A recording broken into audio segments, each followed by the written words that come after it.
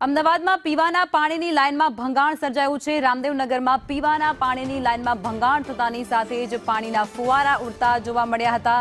ભંગાણ પડતાની સાથે જ વિસ્તારમાં ઠેર ઠેર પાણી પણ ભરાયું છે।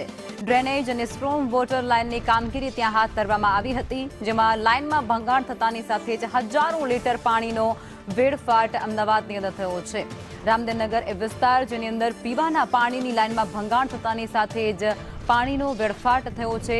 એ વિસ્તારની અંદર પાણી પણ ભરાઈ ગયું છે। વાહન ચાલકોને પણ મુશ્કેલીનો સામનો કરવાનો વારો આવ્યો। રામદેવનગર વિસ્તારમાં અમદાવાદ મહાનગરપાલિકાની કામગીરી ચાલી રહી હતી ને ત્યાં લાઇનમાં ભંગાણ પડવાના કારણે સ્થિતિ આ પ્રકારની સર્જાઈ છે।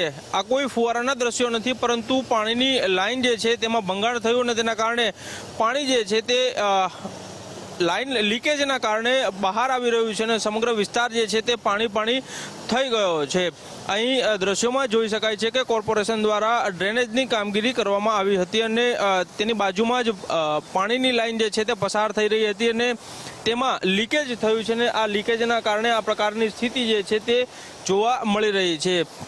મહત્વનું છે કે શહેરમાં અનેક જગ્યા પર આ પ્રકારે જ જ્યારે કોર્પોરેશન દ્વારા કોઈ પણ પ્રકારની કામગીરી કરવામાં આવતી હોય છે અને ત્યારે તકેદારી રાખવામાં નથી આવતી અને તેના કારણે આ પ્રકારે પાણીનો વેડફાટ જે છે તે થતો હોય છે। પછી ડ્રેનેજ લાઇનમાં ઘણી વખત ભંગાણ પડતા હોય છે, તો ઘણી વખત સ્ટ્રોમ વોટર લાઇન કે પીવાના પાણીની લાઇન જે પસાર થતી હોય છે તેમાં આ જ પ્રકારની સ્થિતિ સર્જાય છે। કેમેરામેન પુખરાજ શર્મા સાથે કશ્યપ જોશી, સંદેશ ન્યૂઝ, અમદાવાદ।